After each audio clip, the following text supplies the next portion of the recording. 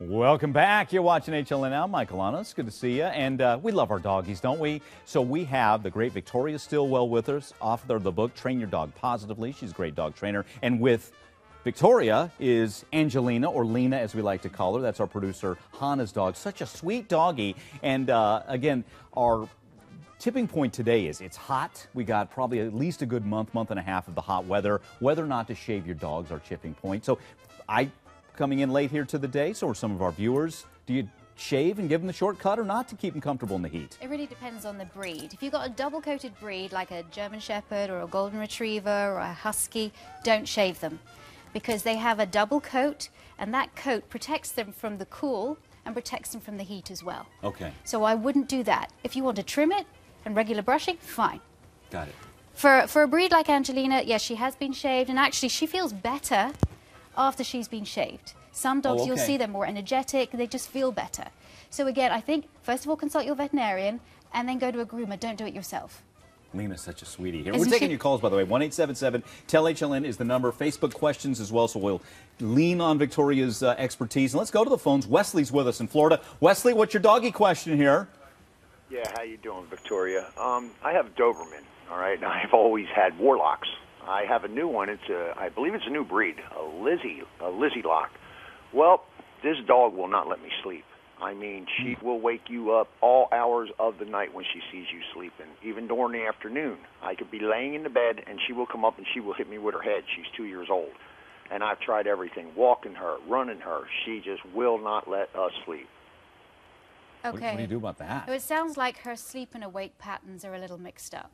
And is she anxious at night? That's the questions that I would ask. Is she anxious at night? Is there some sort of noise that's keeping her awake? Is she sleeping in the room? Is she sleeping out of the room? Is she in a crate or is she not in a crate? I assume if she's coming to wake him up, then she's not in a crate. And so is there some sort of anxiety going? And is there some noise that's keeping her awake? And what I would say is that, yes, keep exercising throughout the day. Exercise, exercise, exercise. Keep that dog physically fit.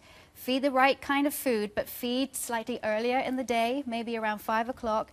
Give your dog a long time to digest that food before sleeping, because that could potentially be the fact that she might have eaten too late before she goes to bed. But there are a number of reasons why dogs will keep owners up at night. Wow, that's a tough one. It is a tough one. Yeah. Wink of sleep. Here's a question from Regina talking about pit bull aggressiveness with strangers. I'm having trouble with my male pit bull, very loving with all family members, even our babies, but when someone he doesn't know comes into the house, he barks and growls. I don't know what to do. Okay. What do you do with the aggressive dog and the strangers? Yeah, that's a overly really protective, tough one. right? That's what you have. Yeah, it is. Or it's overly protective, or it's fearful. Most aggression is fear-based. I don't feel secure with you coming into the house, and therefore I'm going to tell you. I think, Lena, you want to go, don't you? I'm just going to let her go, okay? Go see Hannah. Farewell. And so what we have to do is find out why. Is this fear, or is this just literally, I got to protect my turf? And then what we do, we call a desensitization process. So now everybody that comes to the door is going to bring the dog's favorite thing. The dog can never go up to the door anymore. The dog is contained in a room behind a baby gate until the person comes in, can relax, can calm down, and then the dog is brought on leash to be introduced to the person. And then the person has They something... don't touch at this point. No. The person has delicious food or the dog's favorite toy and throws it at the dog.